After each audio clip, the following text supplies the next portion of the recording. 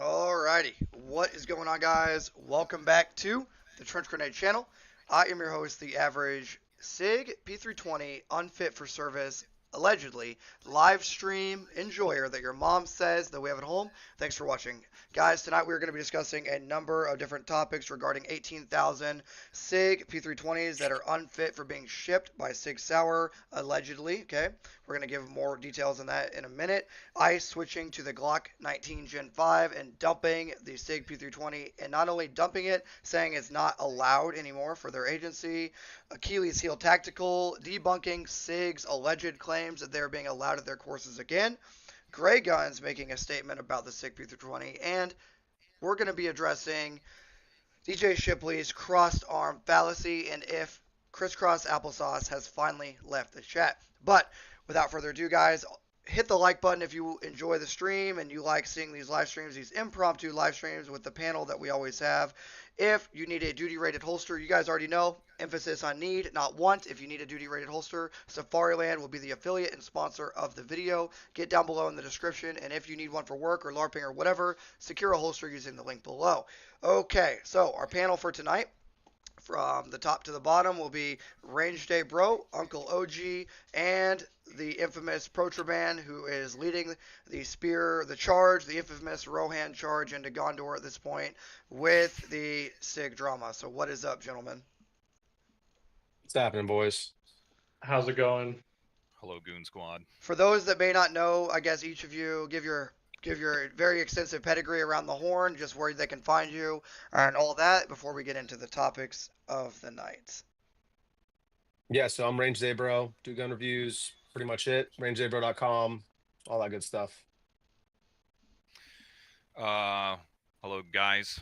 Motherfucking Uncle OG, back at it again with yet another SIG stream. Love doing these. Fucking, I am on the Uncle OG YouTube channel where we collectively and schizophrenically discuss LARP tactics, LARP gear, and drink beer and stuff like that. So, if you want to swing on by, that's where you'll find me. Hell yeah, And brother. what's up, you guys know me, I'm Protraban, very mid-tier gun tuber, but just started looking into some of the SIG stuff, and we found some pretty interesting things. So yeah, I don't have my own website. That's pretty cool, Range Day Bro. But yeah, happy to be here to talk about the latest happenings. No word yet if DJ Shipley is doing the Macarena. Brother, my man's probably living in a cave at this point.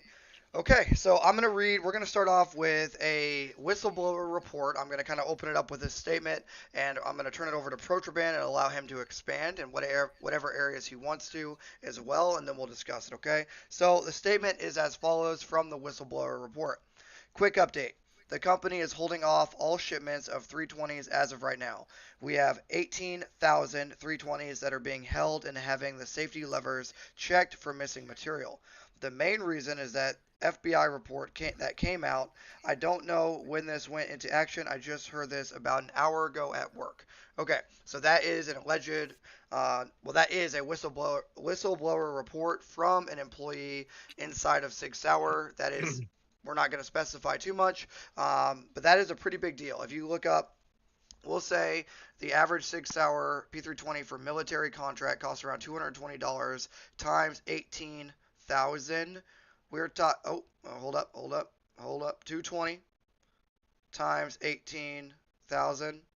We are looking at a $4 million investment. Okay. Now, what could they sell those for? Up to $6 to $7 million if they're selling them for the full retail price, right? So we're talking, and for our YouTube overlords, we are not selling anything here. We're talking about Minecraft and gun drama. So leave us alone. Okay. So we're talking about potentially a $6 million haul in equipment being halted due to safety. So without further ado, I'll kind of turn it over to Protraban and allow him to expand in whatever areas he feels. Well, yeah, thank you, Trench. I'll just add, yeah, this is allegedly from a source inside SIG. Who we may know, may not know. It may have just came to me in a dream. But I was also told that this was announced kind of at their end of day meeting today, and they are offering overtime for people to come and check the striker safety lever for missing material. And I am told that the onus of this was the FBI report. So a few interesting things come up from that. Number one, SIG should probably have not turned down their request to join in this evaluation. They should have joined just like Alien Gear did. If they're stopping production now and this report is close to a year old, I mean, that begs the question of all the P320s that were released from past summer till now. So what are they going to do about that? Number two, SIG is such an innovative company. They've been able to outsource quality control to the entire public and FBI, apparently. So we got to give them props for coming up with new ways to do things. And I should note the report that Protraban is mentioning is joint, I guess, task force for lack of or investigation from the Michigan State Police and the Federal Bureau of Investigation. Whether you choose to believe them or not, they are still a reputable, I guess, investigator for firearms things. If you think back to like the 40 Smith & Wesson drama and the Miami-Dade shootout. Long story short, an officer had his keys and items in his hand. He was in the motor pool. He had his SIG service pistol go off in the holster. It was in an Alien Gear holster, even though we don't support Alien Gear here. No, just kidding. But it was in the Alien Gear holster, which was cool because it got captured with the spent shell casing still in the chamber, and they were able to investigate it very extensively with a medium, like a normal pistol off the rack, a control element, and the pistol, and they found that there were issues with the safety. What is it? The safety lock lever. Safety Yeah. lever. Yes. Yeah, so they found Yeah. issues with that. So this is not hearsay. So from what we're being told, these 18,000 handguns have been halted being released due to this FBI report. And you got to think the magnification of this, because a gun tuber, right, releases a video on a report, and the next day we have overtime at said factory allegedly halting sales, halting shipping, and investigating that component. That is massive. That is a massive impact that these videos have had. And I'll turn it over to whoever wants to take a stab. Yeah, bullying works, dude. I mean, in this Well, case, Bullying will continue until justice is fucking found. Yeah, I don't know. It's pretty wild. Well, this is really a community effort. I mean, if people had not reached out to me, in this case, the officer who this actually happened to, and some other people at the lodge, if they had not reached out to me to tell me about it, I wouldn't have known to go get it. So this is really kind of a community effort here. And it's sad that we have to do this and kind of be the beta testers, apparently. You know, you look at videos like where SIG is talking about their awesome QC process in a video with, I believe, Classic Firearms. And you just wonder how this could happen. So a lot of big questions, about this. And I think about the MHS program too, Trench. I don't know if you want to speak to that. People are going to really want answers for in the coming days. Yeah, the MHS. So normally for the Beretta M9 and for the 1911, I have the T-Sauce Raider sitting right here, the Colt M45A1 we have at home that I'm going to be testing. For the 1911A1, M1911A1, and the M9 Beretta, those weapons were tested to 20,000 rounds. Now, for one reason or another, we looked this up on a different stream on my channel. They only tested these handguns allegedly to 5,000 rounds and 12,000 rounds, okay? So not the entire testing procedure. Now, while we cannot deny that the guns are very reliable, they're too reliable. They're so reliable that they have a auto shake awake feature where they go off in the holster allegedly. Well, I don't even think allegedly. I think that they do. I think SIG's line is that your keys are causing it somehow, or something is causing it. Didn't Yeah, in their good point. testing too, didn't they say God, I that gotta turn you they down. had no malfunctions at all? Oh, sorry You are guys, I'm here now. at Hi. 47% volume. Bones, hello, Bones. Bones. Go ahead, Bones. My man is like, didn't they do everything right? No, just kidding. I almost ripped these AirPods out. You're hearing Bones mobile inside of my helmet while I'm on my bike because my truck is dead right now. Son of a bitch, that's Dakota, fuck you. No, but didn't they say that they tested it to 5,000 rounds or whatever, and they claimed it was no malfunctions, zero whatsoever, which is just like just kind of unrealistic to assume we're gonna go. Any firearm will go about 5,000 rounds and never have any malfunction at all. Yeah, and on that same note, Bones, I'll even add to in the FBI report when they're trying to get the sear to fail. One of the tests they did 10 times. They tapped it with a mallet 10 times. I would love to see that number multiplied by 10 or even 100 times. Wasn't there just seems something like about like the drop angle also being able to like almost with 100% certainty make SIG 320's essentially go off without pulling the trigger? Like it's like I remember seeing a video on it and it was something like if you drop it literally at like 32 degrees fucking from a certain height, like it will always go That off. some tester found that it was not drop safe from a certain angle, but they did say that the angle in which it wasn't drop safe was not realistic for someone to encounter or something like. Well, here, so I'll read ChatGPT, Infinite Wisdom. Keep in mind, take this with a grain of salt. This is the M1911A1 and the Beretta M9 testing procedures as opposed to the XM17, now the M17, okay? So I'm going to be speaking in Army lingo, keeping in mind I don't represent them or the Department of Defense. Here we go. Point number 1, shorter and less transparent testing period. 1911A1 and Beretta M9 underwent extensive and well-documented testing programs over multiple years. For example, the XM9 1980s subjected to 12 handguns tested with thousands of rounds each across environmental endurance, accuracy, blah, blah, blah. M17 was more streamlined, focused on procurement speed and modularity. I'm going to read that part again. The M17 MHS program was more streamlined than that of the M9, okay, and focused on procurement speed and modularity. Fewer handguns were tested per manufacturer. Endurance testing was performed, but full data sets were not released publicly in the same way. Shortfall for SIG. Transparency and comparative depth of data were less than historical precedents. Okay, so if you look at the M9 and the M1911, they underwent Arctic, jungle, desert, salt drop tests from various angles. The M17 reportedly passed environmental testing, but some drop safety issues emerged upon adoption. Later modified changes to the trigger and striker components to address unintentional discharge risk. Shortfall for the M17, possibly less rigorous or different standards applied to drop testing. Ammunition compatibility and overpressure loads. We don't need to worry about that so much. Let's talk about limited round count. Okay, so all this means is it was essentially chosen from what we're seeing due to the modularity factor and the availability and price per unit. That is what we're seeing here.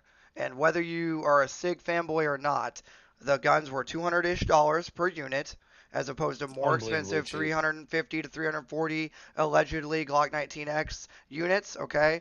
Or Beretta N94, which is more towards the 420 to 450 figure that I've seen before, and I can look up that again if I need to. But basically, the modularity killed the cat, and the speed at which they could produce them. That's what the whole New Hampshire, I guess, I just worked a 14-hour day, guys. When you release propaganda. That's what the New Hampshire propaganda was all about. Of look at our streamlined process of modularity. Everything's the same here in New Hampshire. That could not be beaten by companies like Beretta or Glock that were taking their, hear me out, taking their time with quality control and not worrying so much about modularity and speed of production. So while, yes, if it was the grease gun in the end of World War II where we're trying to take over Germany, yeah, fine. For the SIG M17, you're going to lose some guys, right, allegedly, with those things in the holsters, as opposed to, you know, a comparable brand. But yes, according to ChatGPT, take it with a grain of salt, they were made for speed and cost per unit. Well, dude, that's mil spec, Really? right? Go ahead, Range Day. Yeah, well, I mean, okay, go ahead, man. No, that was it. Literally, Oh, okay. that's all I had to say. Oh, That- okay. That's the I mean, nature of yeah, mil a spec. lot of the time, yeah, I mean, a lot of the time, the military, right there, it's all to the lowest bidder. What meets the minimum requirements, you know, and that's just a logistical thing, and that's honestly why the U.S. is such a successful military is their ability to do logistics really well. So I get it. However, I'm really wondering why was there such a push to get this adopted so fast? we at the time, as far as I know, what it was 2014, 2016, things were ramping down in the Middle East for the most part. We weren't engaging in any crazy new operations that I can recall from then. And it's like, what drove this to be such an urgent matter that they expedited testing? And I don't know. I'm genuinely curious what caused that. That's a Well, great one question. I think I think the other question too is the modularity requirement. I don't know if that's ever really been used other than swapping handguards for people. Like, I don't know if you're really changing calibers. So there's a whole bunch of things about the MHS that sure looks a little sus right now, guys. I mean, according to this, the Army, the SIG, M17, M18 were adopted quickly compared to the M19. I'm just going to call it the 1911 A1 and the M9 for several strategic and bureaucratic and technological reasons. The modularity program, it's everything we just talked about to avoid delays that plague the previous handguns, i.e., when the locking block on a Beretta, you have to take the whole gun out of service for a couple days or at least a day. Whereas if a part of the SIG fails, you could literally just take the FCU out, put it in another gun, and you're good. So, and obviously before that, the 1911 had to be, and I'm going to use the word, more of a craftsman's gun, right? You had to have a little bit more attention to detail, even though you could rattle them, right? The famous, that's actually good, by the way. As long as the barrel doesn't trampoline, the rattling is better for durability and tolerances, okay? So based on what I'm reading here, it was literally adopted quickly due to bureaucratic reasons and the technology of the FCU. Yeah, we could speculate as to what the bureaucratic reasons are, right? I don't think anyone on the internet is naive enough to think that there may have not been, at the very least, some very nice dinners involved with some high-ranking officials on both sides. I come from that side of manufacturers representative, and it was very. It was, how do I say this? I mean, we worked with the public sphere. We worked, we worked with guys who were using taxpayer dollars, and so some cities were very by the book, and we can't accept anything, even an invite to dinner or something like that. And then others were just like, "Hey, when are you gonna get me these tickets to this Dallas game? When are you gonna get me this? When are you gonna get me that?" And we had an expense account, and we weren't afraid to use it. In fact, if we didn't use it, our bosses would be like, "Hey, are you doing your job?" Even so, I mean, to say that that kind of stuff doesn't happen on this huge, massive industry that is like hundreds of billions of dollars bigger than the industry I was previously in would be very naive. And that's just to say at the very least, there were definitely some whining and dining happening, but that's just my perspective. You got the XM7, now the M7, which means it's in service, the rifle from SIG. I mean, dude, you got the squad automatic weapon, right? I believe the SIG won everything. Yeah. SIG won every contract that was out besides the MRGGA, right? I mean, what other contract was there out in the last 5 years? They've won every single contract that I am aware of.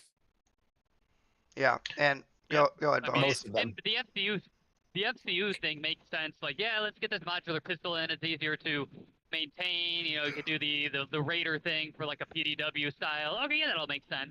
It's just like, damn, man, like why did we not test this further? What was so pressing that we needed to get this in? And to go back to what you said, is that like, yeah, the SIG won everything, which is, I guess, there's the whole, well, it's in a quote unquote American company, put all of our eggs in one basket, whatever.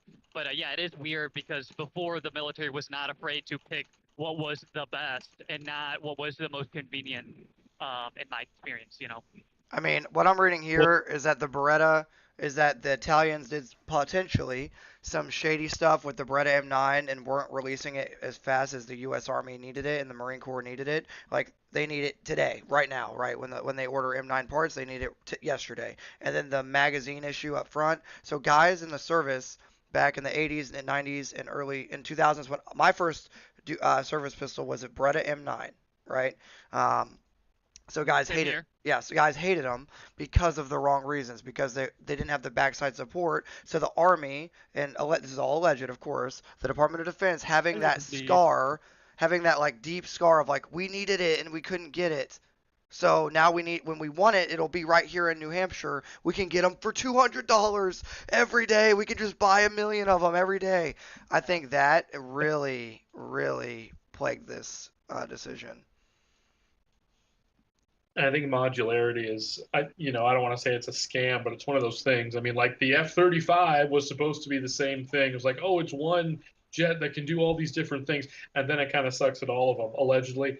And then you even go look at the Spear, and there's articles out there saying they had to fix the overgassing issues and some accuracy issues post-adoption. So just, from my perspective, and I think a average person's perspective, it looks weird that they keep getting these at the very least. Yeah, there's two things the Army and the DoD in general they love, and it is modularity and it is force multiplication. If you tack that onto anything, they immediately get interested, which I understand. I get it, but yeah, it's definitely you dangle those two things, and the military gets very interested in whatever it is you're selling. And one thing at the time, so I was in the airborne community at the time. No, I was in mech, and I was going to another airborne community. And that time in the Army, around 2017 to 18, there was a massive push for the overall soldier fighting load to be drastically reduced by roughly 20 pounds. It was around 65 to 75 pounds. They wanted to reduce the overall average infantryman's load. I said load a lot there. From roughly 65 to 75 pounds down to around 45 pounds or so. Someone will quote the article, but basically they wanted the soldier to carry a lot less weight. So you went from a 2.5 pound 1911 to what, a 1.5 pound roughly, or I don't know, roughly, to now even lighter SIG M17, right? So I can see how, like Bones is saying, we get them faster. They're cheaper. They're lighter. It's like they're easier to shoot. They got a safety. It's like, and they're made in the United States. Buy it now. So I can definitely see that. Isn't the M7 like way heavier than an M4 though? Yeah, that's what's weird. Like That's where you get into that, yeah. which weighs a ton more. You carry less ammo. It's heavier. Yeah. It's like we've gone back to a battle rifle at that point, which I understand that you fight tomorrow's wars with yesterday's lessons, but it's like I feel like it was a pretty obvious like, hey, what generally wins firefights is maneuver and your ability to lay suppressing fire, not precise high-hitting or precise hard-hitting rounds. So it definitely is like, why are we going back to the battle rifle? Yeah. Yeah, volume of fire. To me, I don't know where 6-ARC enters this chat. I don't know if it came in after the 277 Fury did, but it seems like that's going to win out longevity-wise or something similar to it. If not that exact caliber, but I'm myself am not to derail us, but I'm dabbling in that and I'm very excited. Just looking at the ballistic data. So to bring us a little bit back on topic here, and you're good. That's what we do, right? According to the interwebs, freaking 6-hour revenue is roughly $700 to $750 million per year. Okay, so if you're sitting on almost a tenth of your company's handguns net worth at any given time, 18,000 handguns, sitting on 18,000 handguns, which is a tenth of your annual earnings, not your net worth, your annual earnings, right? That's crazy. I mean, it says they're a $3.3 billion company, and you're sitting on a tenth of your annual earnings, and you got little old Trench Grenade and Protraban and Ben Steger and Focus Trip and everyone in this chat literally picking on them, not really picking on them, they're throwing it at us and gaslighting us, and all we're doing is reacting. So the fact that small YouTubers and then the FBI's report and all that has had an influence is crazy to me. Oh boy. We're on the road, boys. It's fine. I'm really curious as to so fill me in if you guys would, gentlemen. What did I miss earlier? What is the sitting on 10% stock thing? This is news to me. I was out touching grass. I'm sorry I missed it. 18,000. I'll just read it again. Quick. Okay, this is the whistleblower report. Okay. Or the TLDR is fine. Here we go. Quick update for guys, because there might be guys in stream that just joined too. This is the update we're referring to right now. It's a whistleblower report from allegedly, big allegedly, banner. Boom, for entertainment purposes only, of course, SIG. This is all for entertainment only. Don't sue us.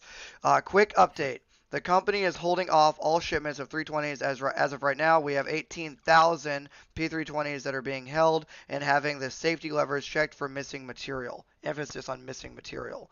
The main reason is that the FBI report that came out, I don't know when this went into action. I just heard this an hour ago at work. Okay, so this is allegedly from somebody inside of Sig Sauer. Okay, gotcha. So they're currently, trying to, I don't know if it's damage control, but try to at least write the modern pistols that are coming out. Interesting. Okay. Couldn't it also be that if they had excess material too, it could cause the issue, right? With the one that the FBI studied, it was an additional like slip in that sear safety or whatnot. Protraban, That is what they said. Yeah, that is what they said as far as I know, Bones. I know what you're referring to. That's correct. Interesting. Okay. It doesn't really matter what the reason is. It's just the fact that it's happening. So I got to. Thank you. I appreciate it. Yeah. Does anybody know if SIG had access to the FBI report before it was FOIA'd by Protraband and brought to light, or is that unknown? We know that SIG denied wanting to be a part of it, which is very odd. You can say if you're the SIG's greatest defender and you're out here defending SIG, awesome, dude. But if you have two fighters that are going into the ring and you can coach one of them to potentially save you millions of dollars, you're going to want to coach that guy. So that is exactly what happened. Alien Gear rep showed up. I believe their vice president. And everyone went to the table other than SIG for this investigation. And I think they're probably regretting it now, would be my speculation. Yeah, and that does raise questions too, Range Day Bro, of like, okay, FBI had this report. At what point do you send it out to the public or all the departments that are issuing this weapon? Right? And it was released. I mean, they did release it. They could have redacted a whole bunch, possibly, but they didn't try to fight too hard on that. I was going to say something else, but they only released it after you filed a FOIA request, correct? That is correct. Yeah, but Michigan State Police, we have to assume, had it and continued their rollout, which is a little sus. But also, SIG was aware that the study was being done because they were invited to attend, but they chose to not attend. But it's kind of weird that they have just recently halted this shipment of 18,000 pistols when they potentially knew of or maybe even had access to this report.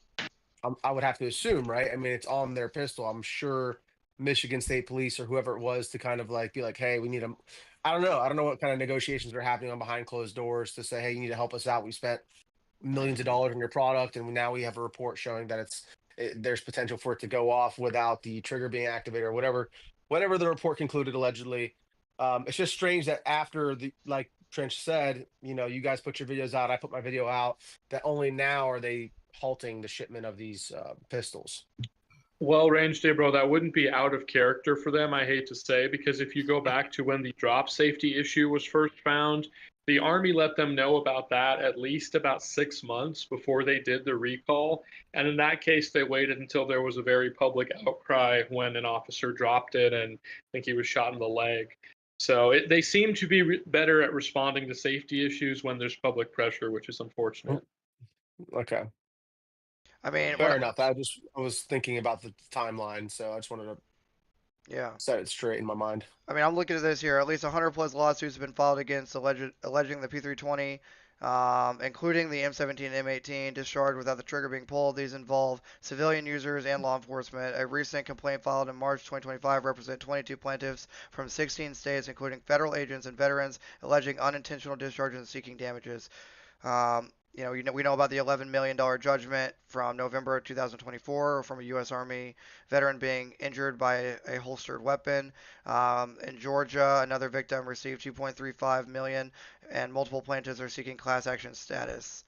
In June of 2025, New Hampshire enacted a law to limit lawsuits against gun manufacturers over design features like the absence of an external mechanical safety on the P320. SIG has leveraged this to argue dismissal or transfer of multiple pending claims. So SIG, has influenced one way or another.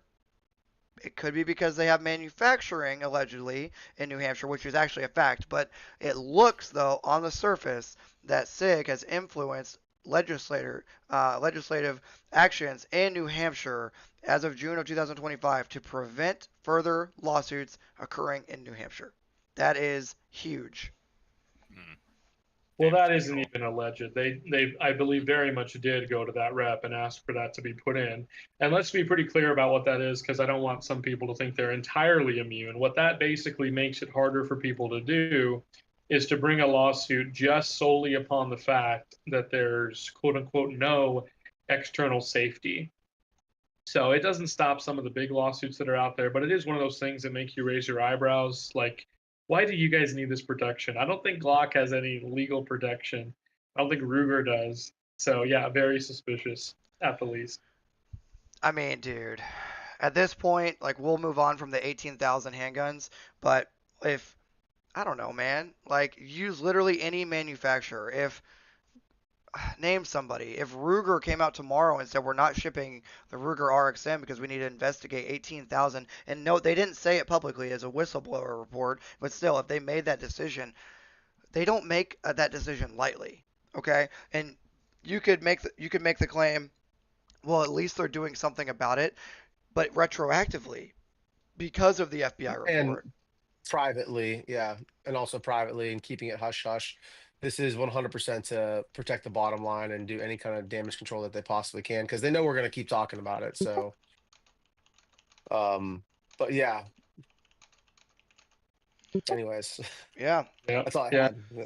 sad, dude. I mean, and people want to say anti-gun, which is kind of retarded, but I mean, imagine it was your wife or your daughter, dude, that caught one of these strays instead of just a cop's leg, which you could say is bad enough, right? But that's really what it's about. And if SIG, they seem unable to police themselves. So I think that's Yes. why you see these incidents continue happening. Hopefully that comes to an end soon. So, Yeah, it's not anti-gun, it's pro-public safety and pro-accountability. so No according kidding.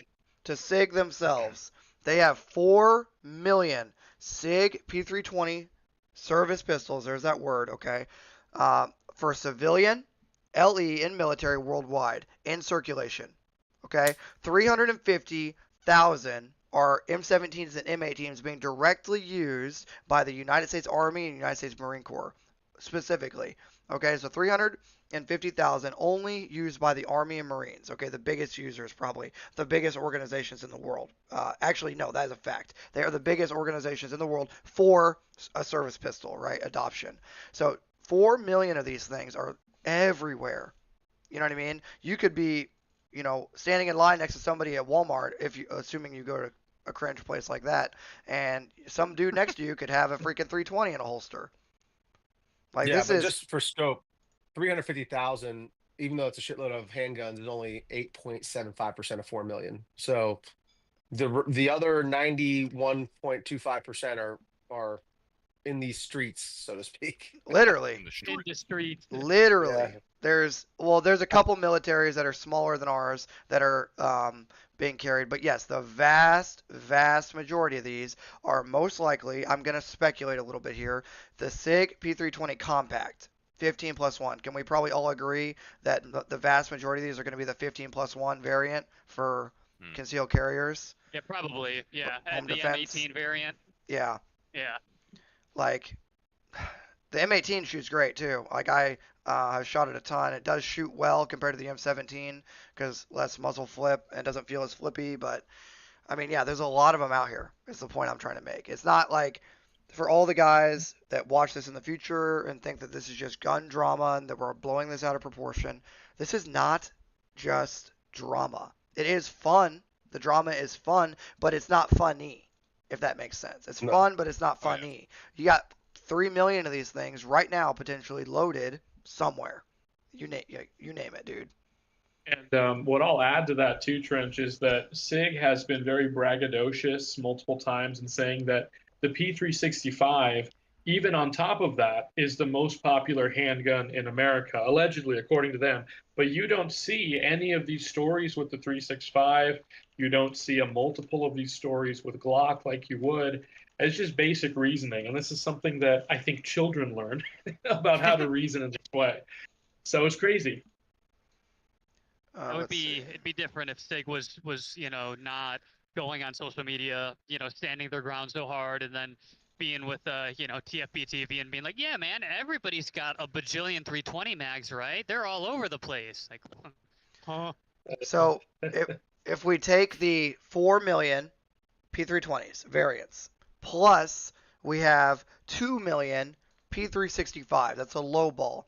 2 million P365 variants and 4 million. So we have 6 million potentially MIM'd India part, potentially, allegedly, MIM'd India part guns floating around. Now, while the 365 has a different fire control unit and different internals than a 320, it's the same company. And my stance on all this, and I made a video kind of giving my whole stance on this, but I'll just summarize it just like this. If you're passionate about the 320 being bad and SIG being bad, but carrying a 365, you are part of the problem. You are supporting a bad company. And like I kind of jokingly called out Protraban in a video, I was like, we can't be vocal and like so passionate about SIG being a bad thing, but having a 365 on your hip. I agree, and I've made steps to remedy that trench. But yeah, I don't think, when the bag itself says made in India, I think that's a pretty strong indicator. And for MIM, I don't know at what point SIG decides to fire their overseas supplier. There's plenty of American MIM companies that I feel like could make this part exactly to spec, exactly the way they want it. I just don't know whatever supplier is working for SIG has the best deal in the world, because it seems like they can send over whatever and still get paid. So good for them. Was it $7 or 7 cents that they saved per unit? I don't know that exact figure. I don't know, but it was not worth it if you ask me. I mean, look at all this, right? Dude, it was either $7 or 7 cents per unit. I can't quote it right now, but hear me out. That's how much they saved per unit to go to India for MEMD parts. Dog. Also, Bones, you're frozen for us, by the way. That's okay. I'm still here. Okay. I'm not gonna touch my phone while I'm writing, so no, you're good. I'm just whatever glorious freeze frame you have of me. Okay. Any other thoughts on the 18,000 units sitting in, I guess, storage being investigated allegedly? Also, how long would it take? How many people and how long would it take to check 18,000 pistols? And I'll just add, I thought they had this done electronically by super fancy computers. I mean, Trench, I don't know if you've seen that video where the rep shows off their QC process to the classic firearms dudes, the new classic firearms dudes. But I don't know. And so then if they come out and say, yeah, these are good to go, do we trust that? I mean, this is maybe like the second or third strike for them.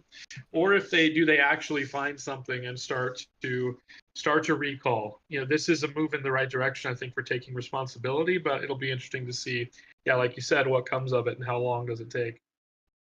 Well, the SIG armorer went and did the whole deal about how he tested and he got clowned on because he obviously, on the surface, looks like he went to New Hampshire, got paid off, had a 180-degree change of heart, came back and released his findings, which were opposite of what he thought before he went to New Hampshire. So he showed the extensive testing, right? And then Military Arms Channel, I know how most of the people in this channel or chat probably feel about him after the New Hampshire visit, but he was like, they're the most tested in the world. Like, I don't know, man, because if they were the most tested in the world... Unquantifiable thing to say. Yeah. 4 out of 5 dentists recommend the SIG P320. Like, okay. Yeah. We got a super chat here. 5 dentists. Yeah. Beetlejuice said, thank you for the super chat for $1.99. Says, any response to the Glock supremacist allegations? I don't think they're allegations at this point. I mean, I carry a Glock, and most of the people in this chat have either carried one or have respect for them. So, except for one, which will remain unnamed. Yeah. I have to respond to this, Trench. I have to come clean about it. I have accepted a job milking Gaston's private stable of mares. That is me. So. What was the paycheck? Was it better than the GBRS alleged $250,000 per year from SIG? He just got access to the cum. He gets to sell the sperm. Much less. There's other residuals. It's a direct supplier, dude. Oh my god. Beetlejuice. Hate to say it, bud, but Glocks are overrated. Glock's the best. I'm just no matter how many other pistols I get. respect Glock.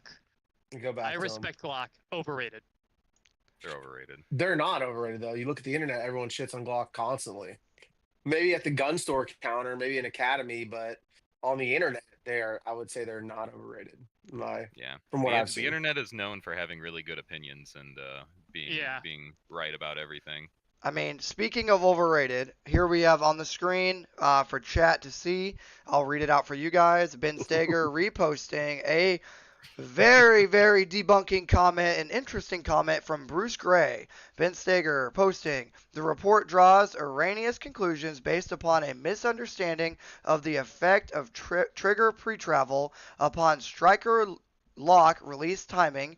Other noted conditions, as in odd formation of the sear face and striker foot, have long since been debunked as capable of causing a mechanical accidental discharge. The report does not demonstrate a mechanically plausible scenario for a mechanical AD and adds nothing to the discussion. Well, several things he said are the big false. nothing sandwich of a statement. Yeah, they're saying nothing without say nothing in the most long, drawn-out way possible. Like, do you want to address the last part here, Protravan? The report referring to Protravan, Ben's, mine, maybe range days. I was unaware that you made a video as well, brother. But hey, maybe your report as well. He's basically saying all this FBI stuff is hearsay, nonsense, provides nothing to the discussion. Well, it's just sad to watch because we have the screenshots of him before he went to New Hampshire and after he went to New Hampshire, where he's very clearly saying, the problem is complicated. There's multiple things that go into it. Has to do with tolerance. I mean, we have the screenshots saved, so it's just sad to see. I think he's in the denial stage right now. Hopefully, he progresses past that. But so yeah, I wonder if we even read the same report because there's several things he says in there that are just not true. So it's kind of ridiculous. Well, he's debunked. He's debunking the FBI. I mean, at a time that the FBI is taking L's, right? W's and L's at the same time with the whole Epstein thing. That's kind of a big deal, right? To say the files don't exist, but we won't get into that right now. Anyway. It's on my desk. Yeah, it's on my desk, and now they don't exist, and he killed himself for no reason, and there were no people trafficked. Anyway, yeah, this is wild, bro. And he obviously has a vested interest, as in having a direct hand in the company, right? Developing things with them and for them. So he has a vested interest in SIG succeeding.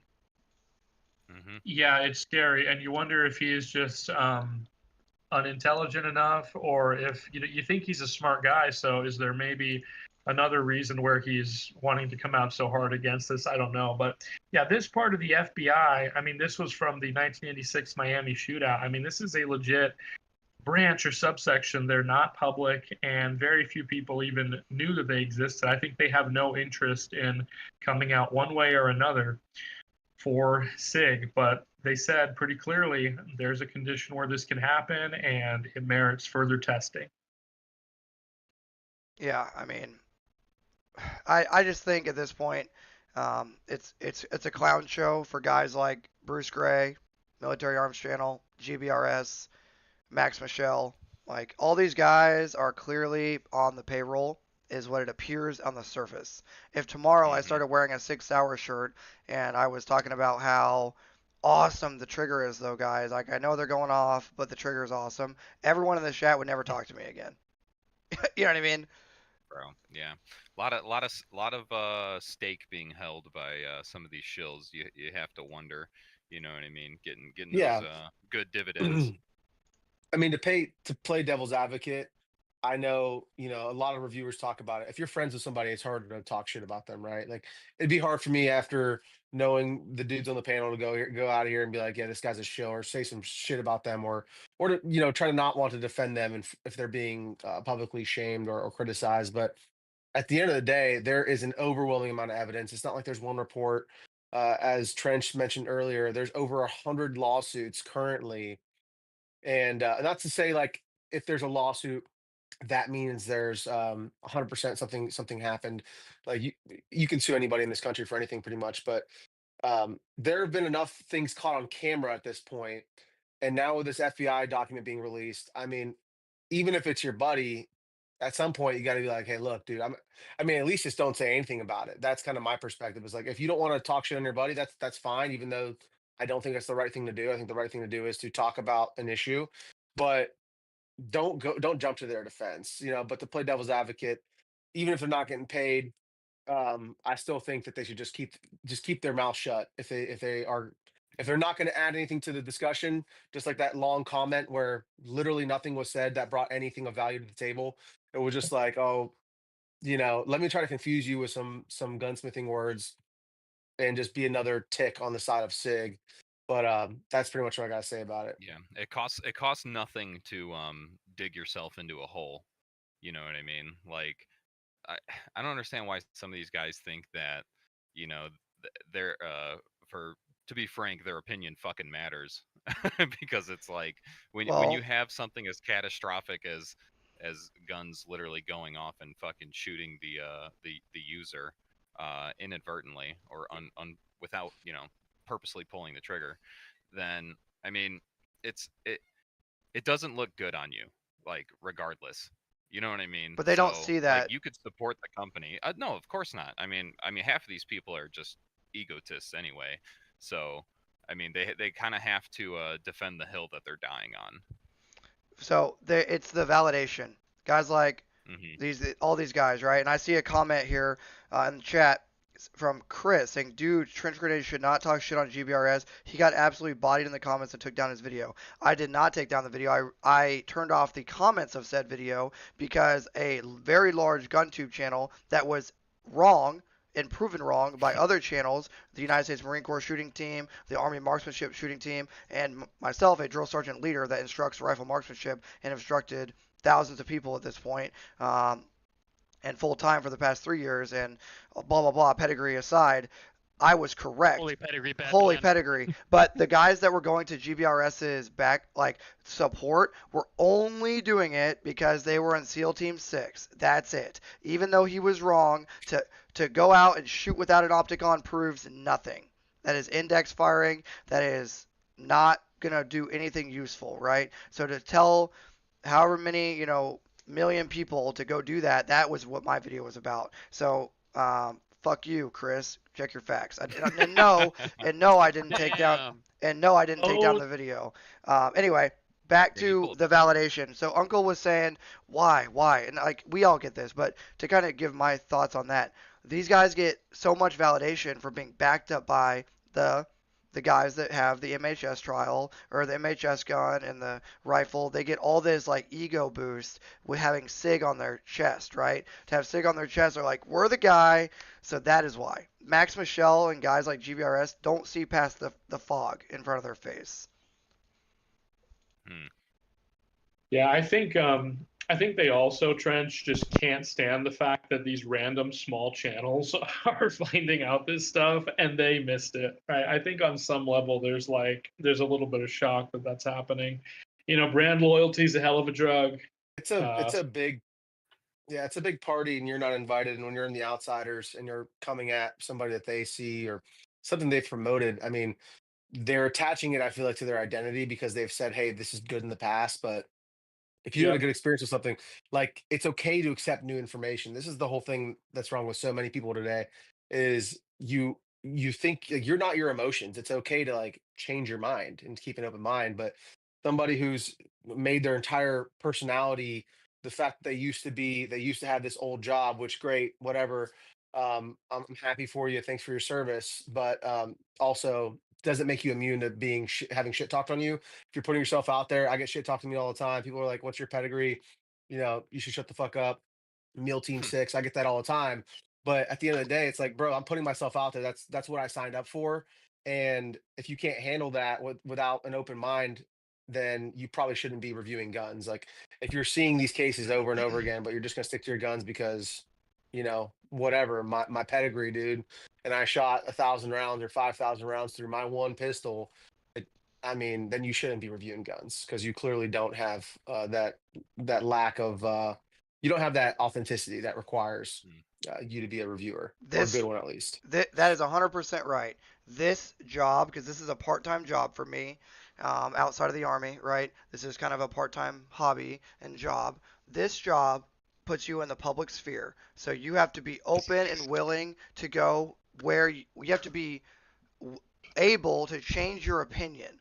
So if today I say the T-Sauce M1911A1 is trash, but I go out and have a different experience with my gun, I'm going to upload a video giving my thoughts. What guys in the legacy GunTube community have such a trouble getting over is like, let's say today I released a video on Hickok 45. And allegedly in this hypothetical situation, I said Hickok 45 is an idiot. He's always been wrong about X, Y, and Z. There would be craziness, right, in the comments. People would be like, why? But what if X GunTuber is wrong? There's always the crowd that just goes to their back, right? And this is the situation we're having with GBRS, Military Arms Channel, Max Fischel, Gray Guns, all these guys, right? Is the same exact scenario where when they're wrong, there are people that are going to call them out that risk it. You are risking a lot to call them out, but it's fun. So fuck it. That's what I do it. Yeah, I'm not one for there's drama. value too. Oh, sorry, was someone else talking? I don't want to interrupt. Go ahead, Bones. I was just gonna say there is value too. I think in calling out, you know.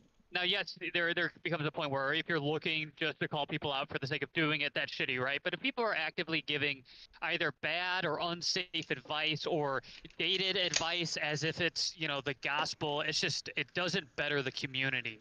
And that's where I think a lot of these guys, you know, we'll talk the pedigree versus, you know, honesty, I guess. You know, a lot of these guys, you know, awesome SF, they did some really high-speed stuff. Not going to take that from them. It's awesome. And I respect that. But if you get out and then 10 years go by or however long goes by and then what you did is less and less applicable and you don't continue to take those learned and shared experiences and adapt to what has been proven to be better or what is or you just start making stuff up because you can, then it's like, hey, you know, you're not being relevant. You're just trying to shoehorn yourself in because of what you did in the past, instead of using it as a foundation to actually further the conversation, you know, instead of actually improving the community. Well, that's how they get in. So they get in, and we can move on to the AHT thing here in a second, the Achilles Heel thing. But they get into this stuff by going on Sean Ryan or whoever, Joe Rogan, and they get a massive audience overnight. 200,000 people overnight, right? Or however many. And then they, over time, they do the private meet and greet camps. You know what I mean? Where you can work out with me for 2 days or whatever. And then it's overnight, you see their true colors shine. And in this case, for a lot of the guys we're talking about, their true colors are shining. And what things that they used to be able to get away with probably back in the day, now you got little channels popping up of dudes that are, hey, I got a full-time job. This is a part-time job. I'm just here to hang out with the boys, hang out with chat, and give the truth. And if I'm wrong, I'll admit it later, or, you know, the next video, I'll admit it, but I'm not going to hide behind a paywall and a sponsorship wall that restricts our opinion. And that's how I view it anyway. I don't hide behind like a sponsorship. Like if tomorrow Safariland said, Trench, you can't say anything about SIG anymore because we need to partner with them to sell 365s. I would say, Safariland, thanks, but no thanks. And I would be out, dude, because I don't do business that way. Because to me, it's not business. It's different, right? Yeah, so, I mean, yeah, if my RXM blew my cock and balls off right now, I'd be in the hospital making a video about what happened and why I don't think it's better than Glock anymore. So yeah, well, hopefully it doesn't happen, Bones. But it just goes back to the thing, like, okay, would you do it for free? Are you like, that's the question I keep asking myself. Would you do it for free? Are you passionate about it? I did do it for free for a very long time. Finally, the channel's big enough that I do it full time, but I have to constantly remind myself to not try to chase videos or topics that are just good for the algorithm. I have to do it for the same reasons I started the channel for, which is I enjoy doing it.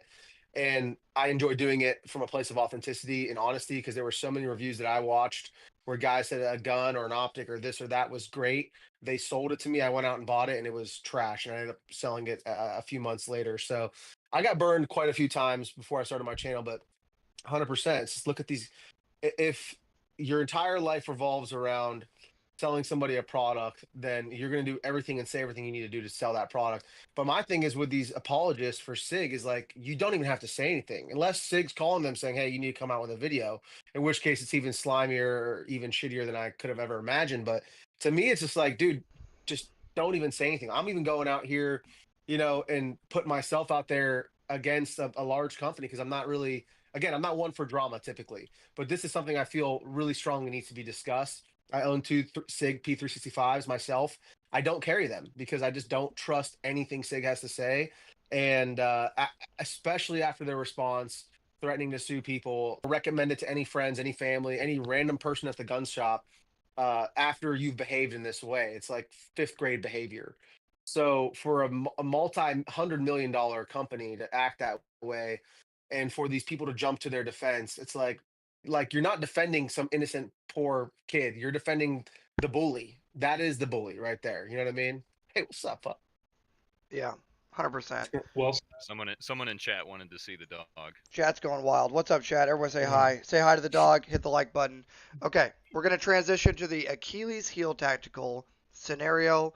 But I guess I'll just remind everybody, hit the like button if you're enjoying it. Share this video with a buddy. If you have somebody that is still carrying a SIG P365 or SIG P320, all that I ask is that you share it with them and say, hey, man, go to Xmark, listen to whatever dude say whatever, their honest opinion, and you might see some of the behind the scenes of what people are saying, not like Goober's group, okay? And with that, let's transition to Achilles Heel Tactical. So this is from, I'll just read the statement. Ben Steger brought this to, we'll just call it the, what do we want to call it? The underground? Yeah. Procurement, what do you want to call it? the underground for which for the Achilles heel. I'm talking about. Or what are you saying? I'm talking about the skiff. Yeah, the skiff, very private. Nobody knows about that. But yeah, we don't talk about the skiff, but we get lots of reports. We'll just say. Well, it's very high level sources. We have top men. Top dudes. So many dudes. I've got my on it. So Speaking many of so many dudes, I just want to add to a guys. point that Range Day Bro made, which I think is important, is that we collectively, this is kind of cliche, but we are, in a sense, the media now, and there are too many of us for them to control us all. And I think that's got to be frustrating for big companies, gun companies, media companies, video game companies. You can't control the discourse right now. There's always going to be people who will speak freely that aren't unto your thumb. So that's got to be a frustration for these people who maybe grew up in an age where, you know, there were 4 TV channels and a couple major papers, right? So it's just that paradigm shift of now we have a say.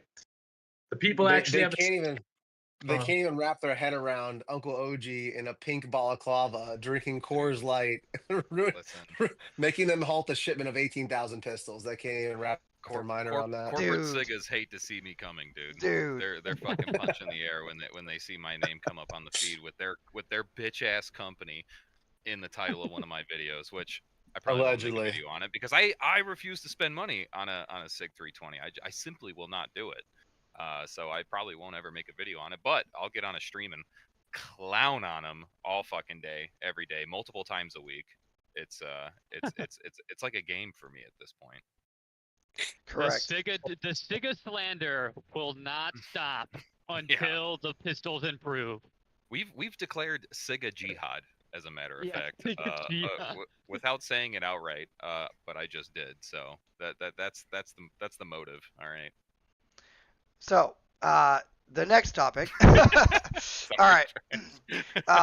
Hello. I am a police officer in Pennsylvania. Recently, my PD met with SIG representatives. The SIG reps stated that Achilles Heel Tactical has reversed their decision regarding the P320 and that the P320 is now allowed in Achilles Heel Tactical training courses and on the AHT range. Is this accurate? Thank you for your time. Regards, John. From Achilles Heel Tactical.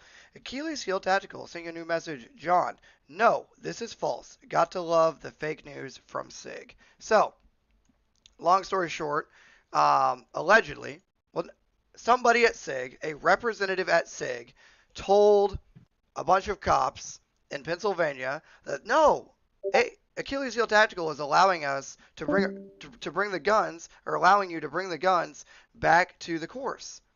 To which, of course, Achilles Heel was like, negative. The guns are not allowed on the course. So somebody is either a loose cannon or blatantly lying at SIG, a representative going to this law enforcement and telling them, law enforcement agency in Pennsylvania, and telling them, hey, what? What are you guys talking about? You can go to AHG and you can bring your SIGs. So I'll open it up to the panel on that, on this fake news. Such a funny, easily disproven lie. It just seems like, I don't know. It seems like too dumb to be even true. But Well, I can't imagine. I mean, you wonder what's worse. Is this just a rogue employee who's like pulling his hair out, had enough, and just decided to throw this out there? Or was this a line that was fed to them? I can't imagine that leadership would actually tell them to say, hey, just say that AHG is cool with it now. So it sounds like a singular person, I hope, making a mistake. I mean, we as nice people try to extend the benefit of the doubt to SIG as much as we can. I don't know if that's necessarily earned or reciprocated, but yeah, this is just, the crash out is insane. Yeah, it's gotten to the point. I mean, so Oh, I was just it's gonna like say one of those things I feel like we're killing each other. Oh, sorry, I was just gonna say real. I was just gonna say it's like every day. God dang it! It's every day at work that I'm looking at my inbox and I'm like, holy cow, dude! Like I'm gonna pull up another story here in a second from another whistleblower. So we have 3 to 4 whistleblowers in one night on one stream. Crazy streamception. Whoa. We have 3 to 4 whistleblowers in one night on a very small channels with this type of information, right? So at this point, the crash out is that is a perfect term for this. SIG is crashing out. Period. I think Procurement hit the nail on the head. That's definitely a dude who just heard enough, just trying to like earn a paycheck and just never ever imagined this individual like actually following up or looking into this whatsoever, and just said what they needed to say in the moment to like get some pressure off their back.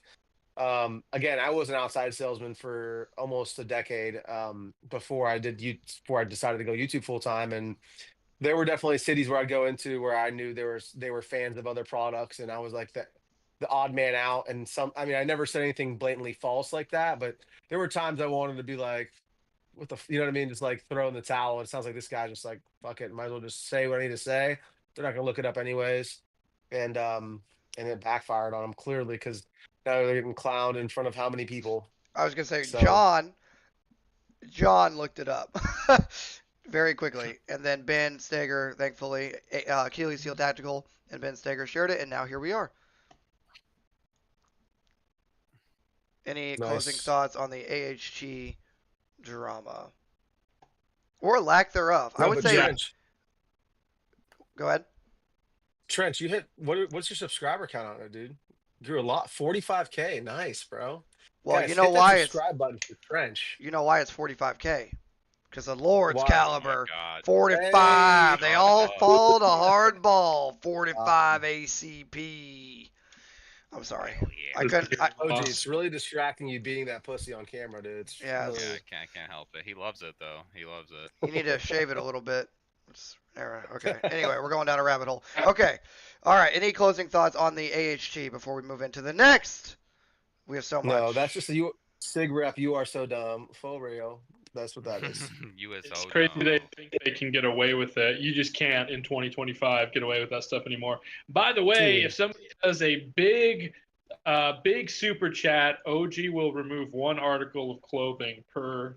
Wait, is that allowed to? Allegedly in Minecraft Allegedly. on Battlefield 3, 4. Until Battlefield 4. I'm down to 1 sock and it won't be on my foot. Now that we've announced so much, we've said so much on here, we're going to move into the FBI report on 6 Sauer uncommanded discharge incident goes public. So, Protraban has made it. He's rich. Don't worry about giving Protraban any views or likes. He's rich now because he's made it onto Outdoor Life. But yeah, this is kind of a big deal, and I kind of wanted to just bring this to the panel that, yeah, it's kind of like continuing the conversation of, okay, now we have articles, magazines, news agencies talking about things that gun tubers that have less than 100,000 subscribers, in our case, less than 50,000 subscribers, are talking about. And it's like, oh, look at this report that's never before seen. So, um, Well, I have much less than that, but yeah, I'm actually not getting rich because the FBI video is unmonetized, so we're beating the shill allegations, hopefully, with that. That's a But yeah, this was travesty, dude. They're still going to call you a shill. You should definitely fucking monetize that video. Like, Yeah. it doesn't matter what out you of do. Out of spite. I thought about it. It's just a Yeah. moral thing, you know. But this was interesting to see. You know, they do say it was released by a YouTube channel, which was hilarious. They don't mention me by name, but they do link to the channel, so I appreciate the link there, Outdoor Life. It is what it is, but yeah, we're making news here, and hopefully, you know, it's really just about, like I said, we don't hate SIG, we don't want to bash on SIG. It's just about really protecting the innocent, right? And some people, unfortunately, have been on the wrong end of the 320. Yeah. So Yeah, it's the, just the sad. the accusers of the brethren really hate it when you try to, protect the innocent. Yeah, that's a crazy one, huh? Yes, there's the article, Outdoor Life, folks. Trench, I don't know if you want to scroll through that. it's a screenshot because I don't want to mess up the stream. But yeah, it's a screenshot of the top page just to. But yeah, I just wanted to reference it. You know what I mean, for everybody. It's like, hey, look, a cool thing happened. You know what I mean? I think I met those people at SHOT Show, but I can't remember exactly if it was them or not. Outdoor Life. Yeah, Not familiar. mega based. They gave the homie a hookup, I guess, somehow a little bit with the link. Okay, so the next thing I want to talk about, and this is kind of underreported. It was reported pretty publicly when the pistols were first adopted, the M17, but I kind of want to bring it back into the limelight for anyone who may have missed it. This is a recent event at a unit that will be unnamed. Okay, but long story short, a very large Army unit specifically went to the range to do a bunch of training with M17 pistols and had a large quantity of them on the same timeline. We'll just keep it very broad. Had the rear sights shear off or fly into the user's face. And I have a couple of slides to kind of pull up here for everyone to see. Pull up the other one real quick so everyone can kind of see what's going on. But yeah, this is not alleged anymore. This is documented investigations that are now occurring. I guess I'm going to block some of the panel members. Oh, I can put them down here. Yep, we're just going to get blocked. But there they are.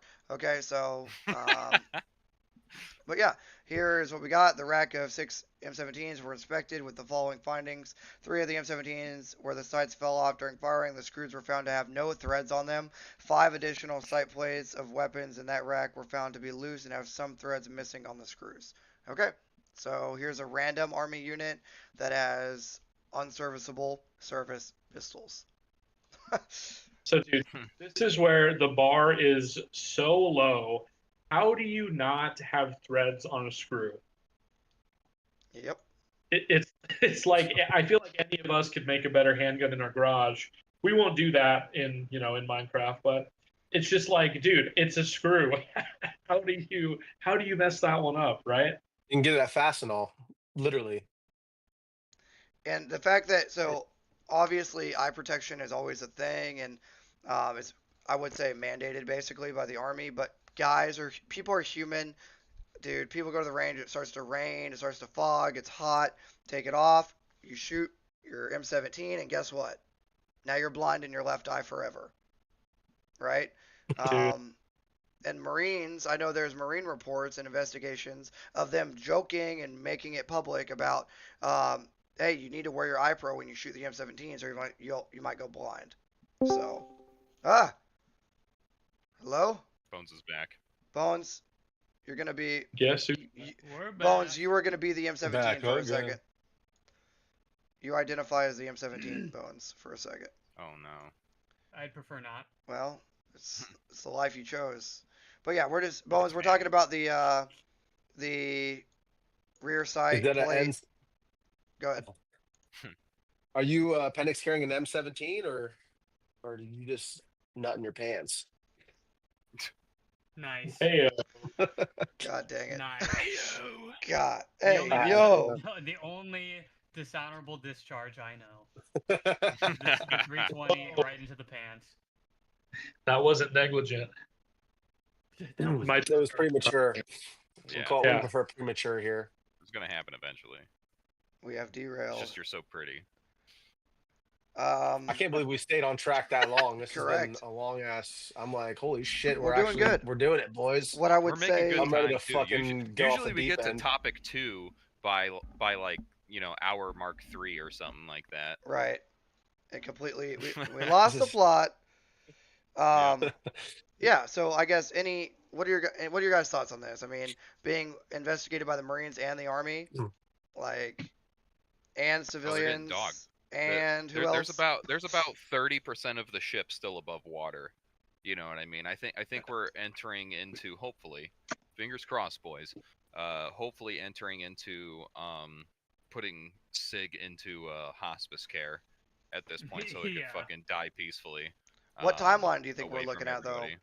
At this point, Timeline wise, I mean, dude, if you would have asked me last week, you know, when we were just talking about, like prior to the Protra Brands, Protra band, sorry, FOIA fucking No. video and shit like that, I didn't see that coming, and that happened within a week.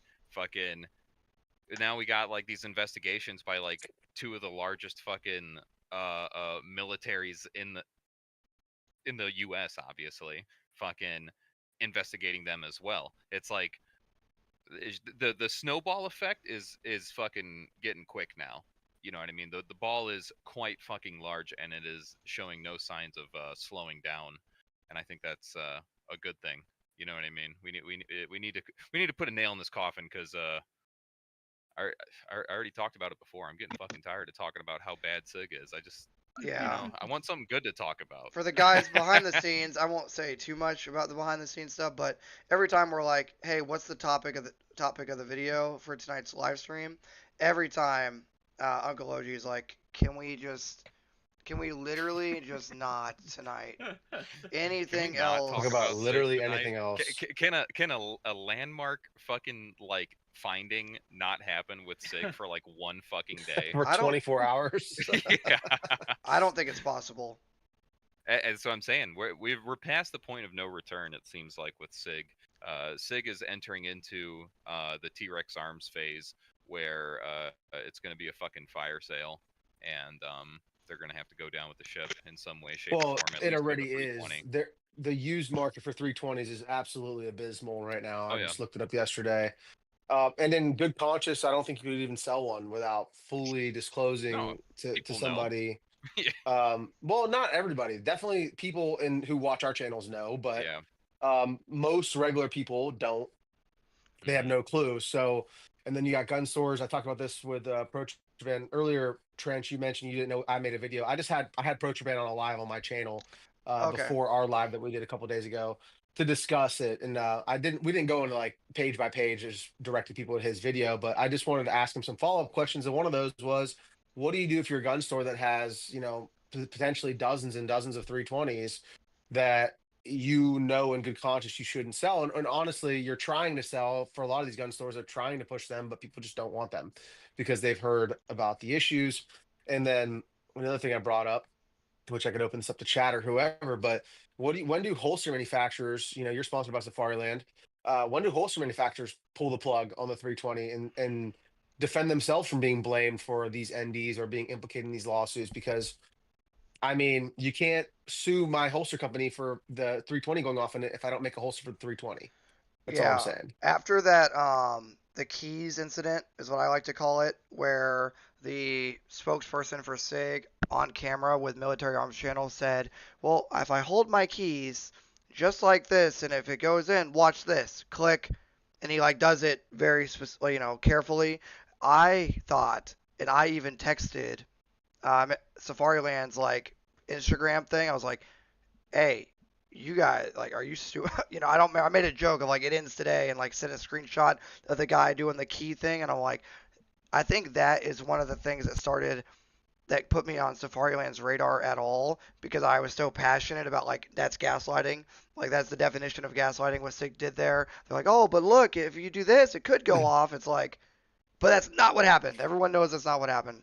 Yeah. So I think that's a valid point. Range Day is like, when?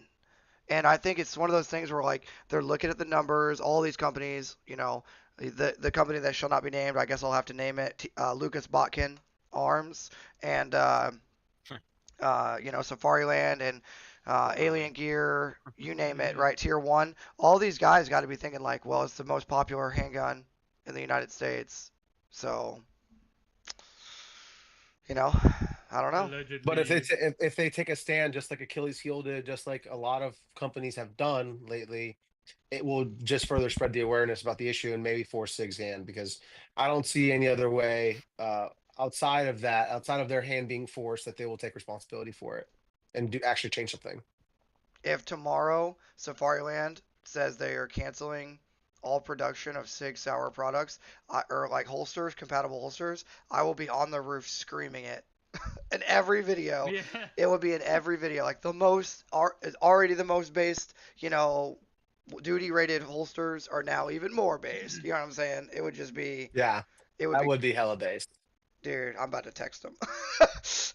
Yeah, I was gonna say, unfortunately, I don't know if they will, but I thought about reaching out to a few holster manufacturers that I've worked with and being like, hey, do you guys still make holsters for the 320? You probably shouldn't anymore, but Considered not. yeah. With that being said, boys, I gotta run. Unfortunately, thanks for having me tonight. I really appreciate you guys, and don't carry a 320. Take care. Correct. Yeah. All right, brother. Thank Your you. Range Day. I mean, yeah, it would be. I can foresee Alien Gear saying no more and Safariland. You know, just speculating here with this whole FBI thing and their officer, his weapon going off when his hands were up here and his weapon going off, and then the female officer and I believe it's Safariland and hers, and then the other officer for the Metro Police or whatever, the Transit Police in a Safariland, with all these incidents happening so like boom boom boom for like boom literally boom boom boom I could see these larger holster manufacturers being like, dude, we all gotta stop.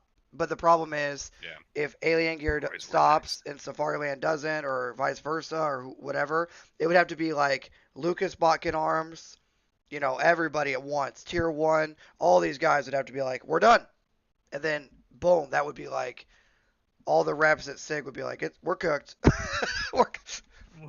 Yeah, when you start having accessory companies that are no longer supporting your platform, it's kind of like, yeah, that's starting to get into like the normie market of, you know, we're a niche little, you know, autistic corner of the gun community, and thankfully this stuff is starting to really get out to the mainstream media. But when you have guys who, you know, they've got their 320, their SIG's greatest defender, and they go looking for a holster, and no one has any, and then they go, oh, why is nobody making a holster for the 320? And then, you know, guys who know are like, yeah, because they go off randomly and SIG sues them for it.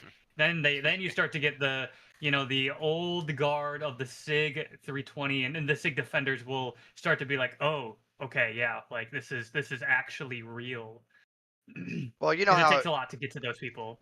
Yeah, you know how it would go. It would be, nobody is making holsters anymore for SIG because they're being very shady. They're suing everybody. So now we're not making your holsters. And then it would be surplus. All these surplus stores would have all these holsters, but then agencies would be the first to go. All these agencies would be like, oh, well, if we can't order 200 holsters like that are all in the package, we can't have this as a liability. And then the civilian market will be like, well, my local PD, that's how it starts, grassroots. My local sheriff's department says that those are unsafe. And then, you know what I mean, the army and whoever. And then the whole world.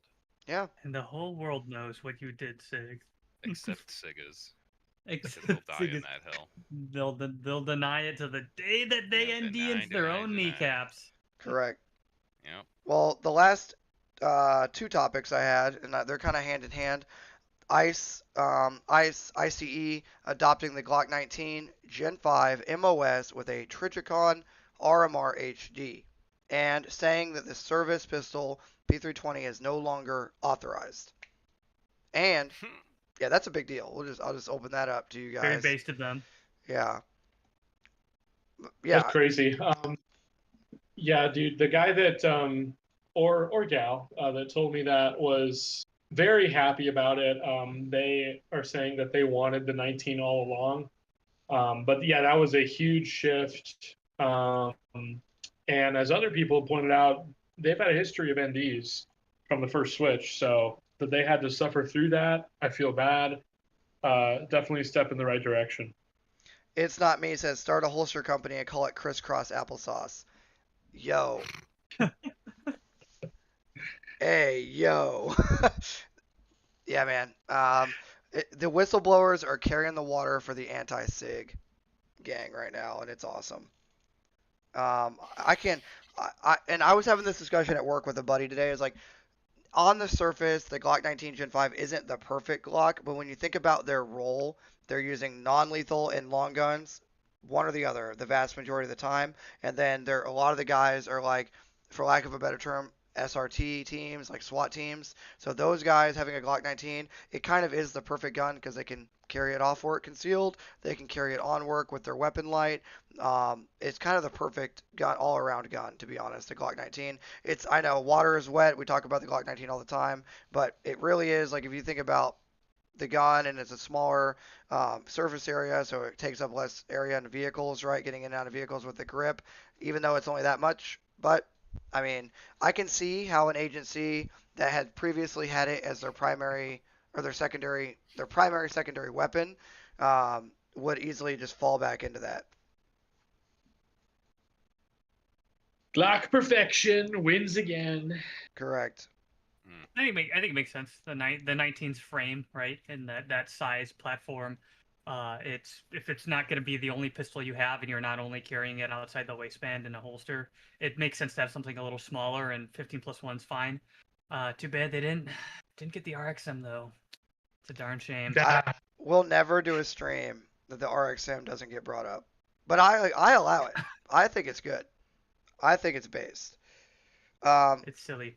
Yeah, so I'll rep that brand. The last thing I had on here, and I think if you guys are okay with it, we'll open it up to questions from chat for about 5 to 10 after this last thing. But do you guys think this is the last thing I wanted to talk about tonight? If no one has anything else on ice, taking the Glock 19 Gen 5 with the second best red dot other than the Holosun 517 comp, the Trijicon RMR HD. I'm about to crash.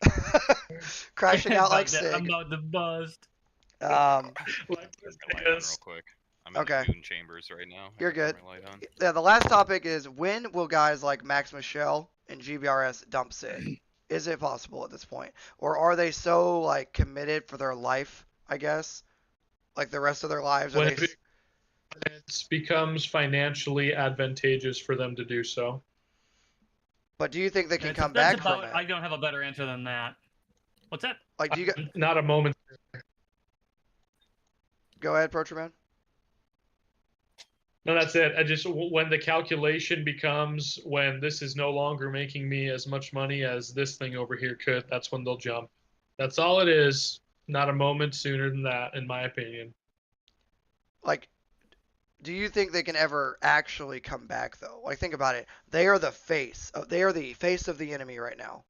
The Keys guy with Military Arms Channel, right? That dude, Military Arms Channel himself, Max Michelle, Goober's Group, Gray Guns. These guys are the face of the bad guy right now. So do you think in 10 years they can go from being Darth Vader to being Obi-Wan Kenobi, or do you think they're always committed to being Darth Vader?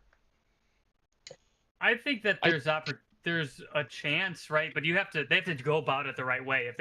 If they come out and they're like, they own it all. They're like, we fucked up. We were, let's say in theory, because I don't know what the deal looks like with these guys. I don't follow a lot of them, so I'm going off of information I'm being told by other people. But let's say Sig's greatest shill and defender, who is holding the torch till the end. They came out and they say, hey, we were paid by Sig. We did some fucked up stuff, and we took the money, said what they wanted us to say.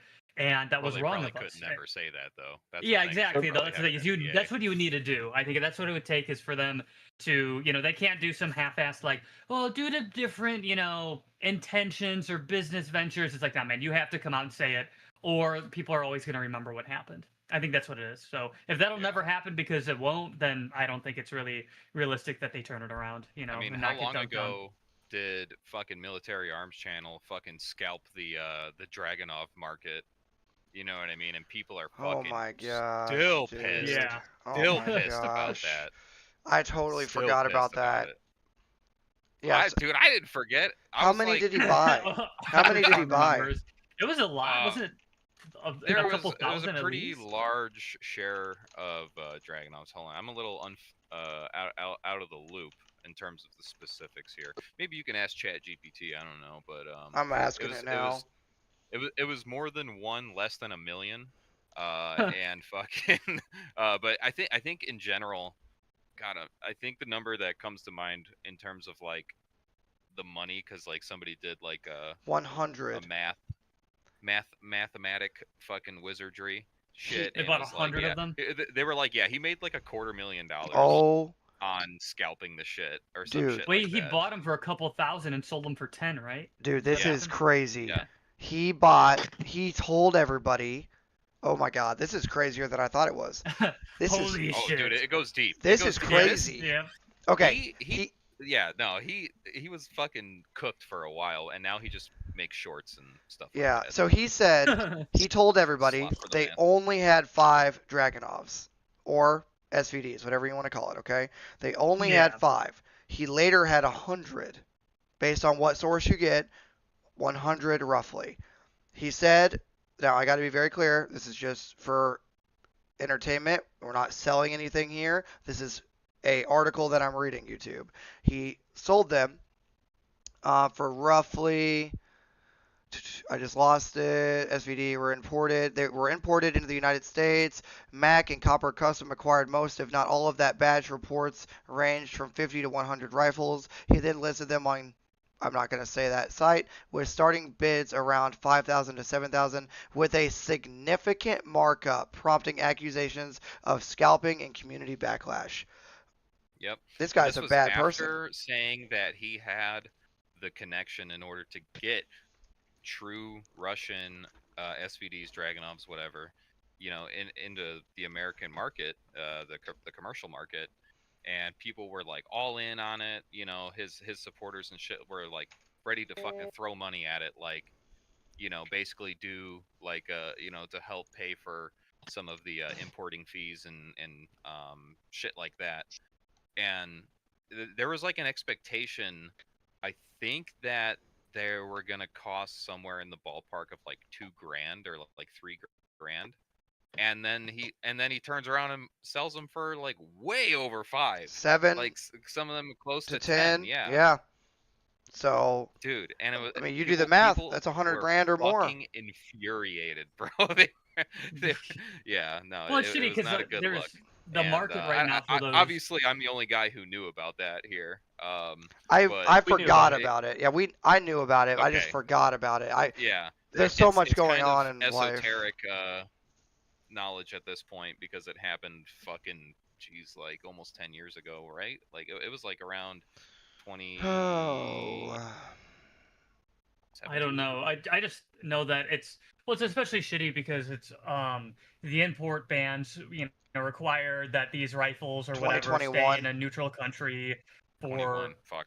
yeah, it was pretty way recent. sooner It than I wasn't that. anticipated. Yeah. Roughly 21-ish. But yeah, it's like it's all a slow drip into the U.S. So if you just buy it all and scalp it, it's like these rifles dudes have been waiting for 5 to 10 years. They're expecting you to spend a couple grand on, and now you're tripling the price because you can. It's just, it shits on the gun community. And when you're the Well, go ahead, Protraban. no, you go ahead. Then I'll I was jump just in. gonna say, when your whole thing is like, I want to have collectible firearms for the gun community, and I want to showcase collectible firearms, and there's a bunch of SVDs coming in, give them to me. There's only 5. You get one for $7,000.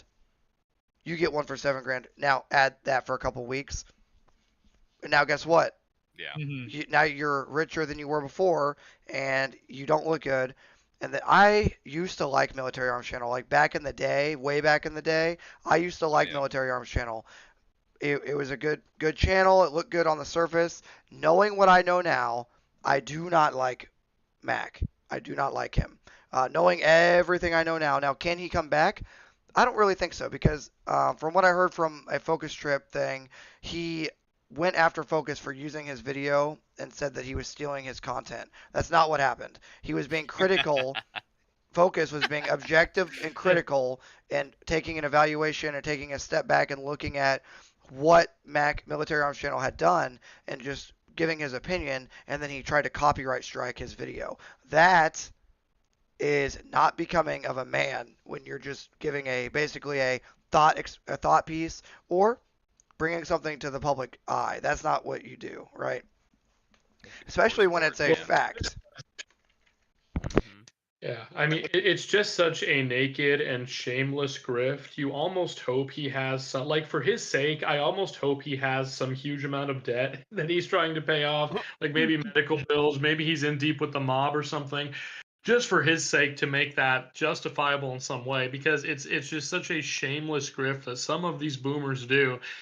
And then you wonder, they upload with a straight face the next day. It shows you what they think of the audience and the internet in general, in my opinion. If you do an evaluation of his subscriber count to his view count, sorry to cut you off, Uncle. If you do a quick evaluation of his subscriber count to his view count and his subscriber count to his engagement count, smaller channels have much higher views or even moderate views compared to his views, where smaller channels are almost in line, if not very close, to his massive amount of subscribers. So that little fact right there goes to show he has no engagement. He has no like actual fans. He just has mindless people that are like legacy GunTube fanboys that are not necessarily awake enough to understand what's happening to them. Yeah, and his recent video where he's shilling the ape suppressor cage, when they shoot with a loose red dot and you can see it jiggling, that kind of brings it home for you about kind of how unserious That's people are awesome. They're unserious. Uncle OG, you had a point? Oh no, I was saying the grift is real. Basically, it's like, no, I don't think he's hurting for money at all, and I think that's maybe kind of the problem. Is it kind of, it's like whatever. I mean, his fucking channel could get nuked today, and he could probably still retire and die with fucking, 7 digits in his fucking bank account. I would assume with Copper Customs being as successful as it was, and it's fucked. It's very. I know fucked. he's definitely not hurting for money because I had been at the actual Copper Customs gun store not terribly long ago because it's not like super far from me, and they told me they're building some like very exclusive high-end like indoor shooting range thing, and they were telling me about it, trying to sell me on getting a membership or when it comes out, right? And it's some very elite, some very expensive. They're like, yeah, we're gonna have like a bar in there and a hangout area and stuff, and I'm like, whoa, interesting. Guns and alcohol? I might. Yeah, they mentioned having some lounge with they.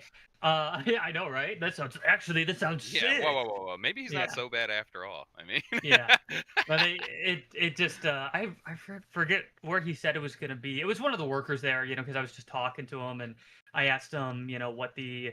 He was like, oh, did you hear about this range we're putting up? And I was like, no, I have no idea. What is it? They're like, yeah, it'll be super cool. We're going to have like a lounge area, all this fanciness. And I asked him, I'm sure it's like a country club, dude. It probably costs a fucking ton of money to have a membership, and it's just going to be a big boys club, a big lemon party. You know what I mean? Exactly. Fucking, where asked dudes him, can shoot their fucking Gucci guns and be cucks. Yeah, it was expensive. I don't remember exactly how much it was, but it was a lot. It was multiple thousands of dollars to have a membership for a year. What? And they only, and this was kind of like, then this was the thing that kind of kicked me in the nuts a little. I was like, oh, well, that's really expensive. Do you guys have a military discount, just out of curiosity?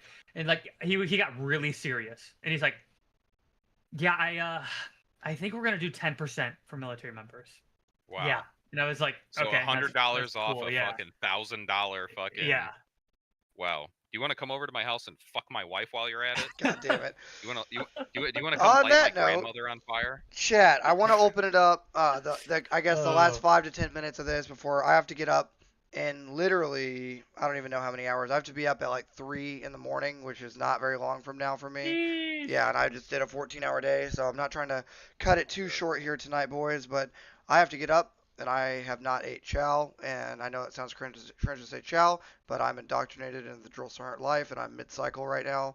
We're in the first 72 right now, so if you know, you know. Oh man. Yeah, if you know, you know. Damn. And I'm tired, and yeah. So if you have questions, we'll open it up to chat. If you have any Q&A questions about anything we discussed tonight or anything off topic, you guys don't have to stick around if you don't want to. I'll just open it up for 5 to 10 minutes here for any questions that gets brought up in chat. I would ask as we wait for them to do it. Support all the guys' channels. Of course, you got Bones Maloney, Uncle OG, and Protraband. Make sure you're subscribed. Give them a couple of views, and make sure you go support them if it's your thing. Give them each a chance. I always say that.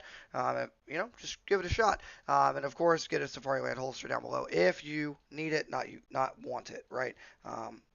Okay. So what questions do we have?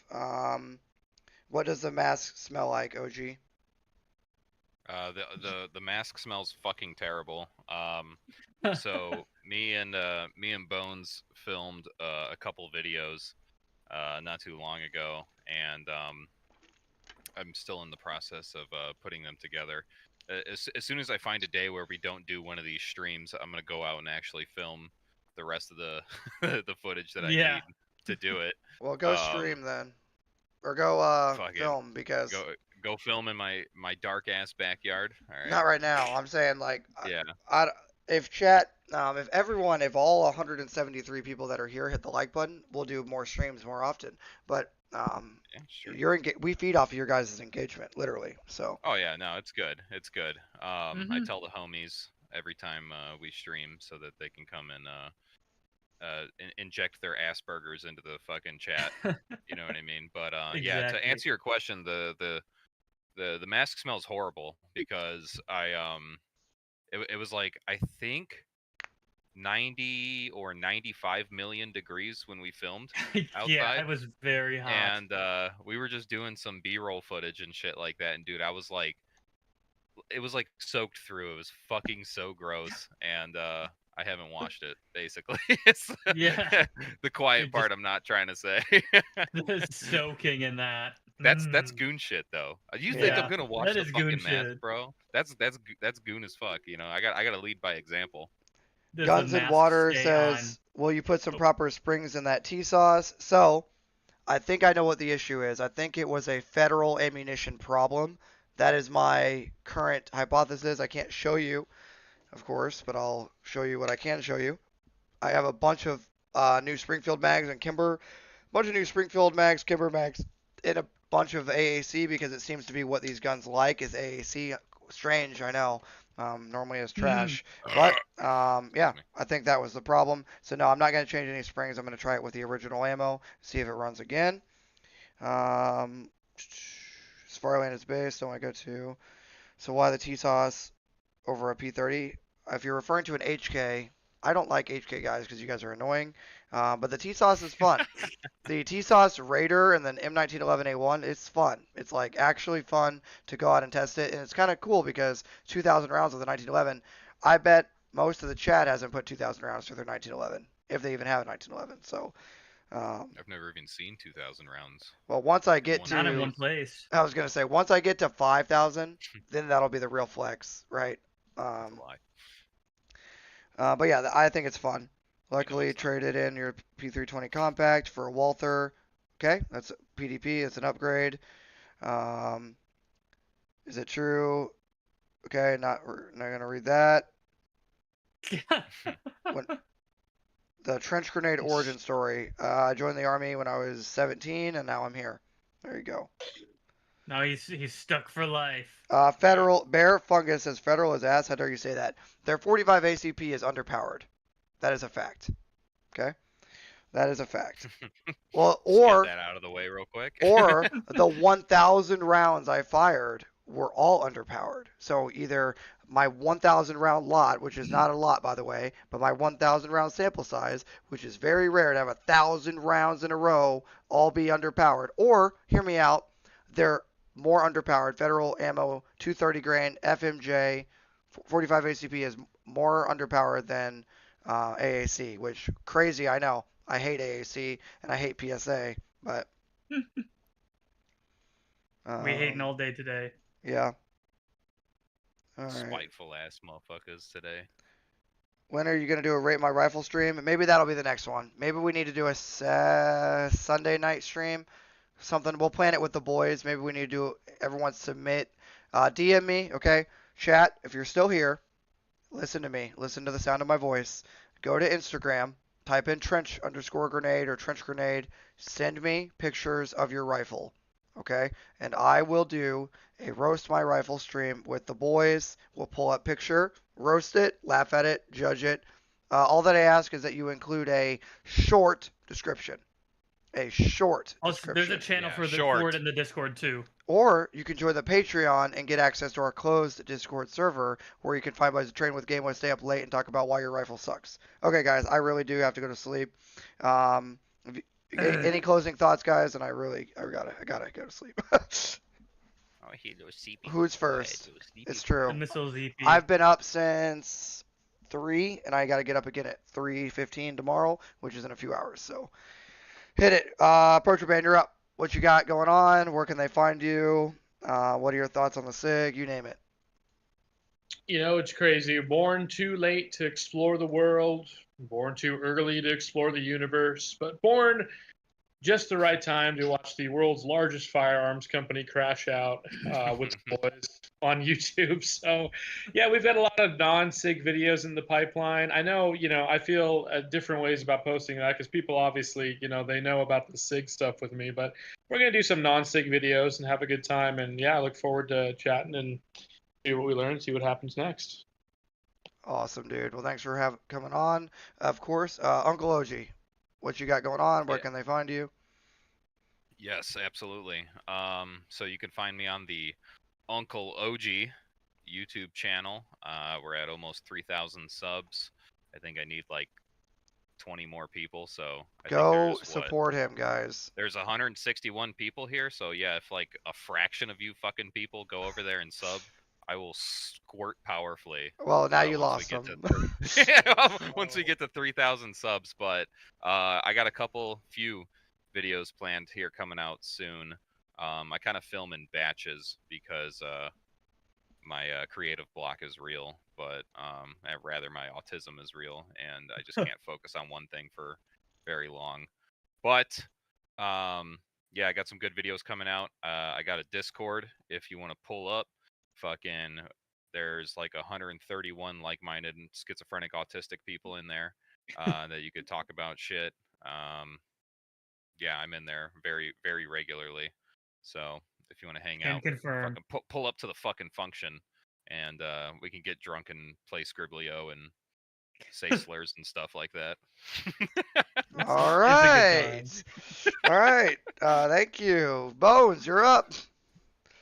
What's up, Kings? I'm about to leave for the pre-sandbox, going to NTC. It's gonna suck. My balls will be in the Army's hottest, driest ball crushing machine for a month. It'll be great. But I have a video I'm gonna upload tonight. It's happening. We're gonna get it out. It'll be a good time. And I'll hopefully have one that I'm going to take some inspiration from Uncle OG and do a schizo rant video that'll hopefully upload while I'm there. So keep an eye out for that. We are Bones Maloney with no E on YouTube for those interested. I don't know why you would be. We have bad takes according to Focus Trip's Discord server, but we also have a Discord server. Same shit goes on in Uncle OG's. It's just far fewer people. Just far fewer people. Yeah, go hang out with Bones. You know what I'm saying? Yeah. Liven that shit up. A lot of potential there. Don't let SV89 scare you, okay? Just don't. All right. Don't let them scare the host. But that's it. That's all I got, Kings. Stay safe. Check in on the homies, and I'll see you around. Okay. All right. That's it for me. All right, guys. Well, it's been a good stream. All that I ask you everyone do, of course, hit the like button, leave a comment, do all the stuff. If you need a holster, buy one from Safariland using the link below. We really appreciate hanging out with chat, of course, every time. You guys are what makes this thing possible. And until next time, this is going to be Trench Grenade, Protraban, Uncle OG, and Bones Maloney, the average crash out of the SIG Dynasty enjoyers that your mom says that we have at home signing out. Cheers.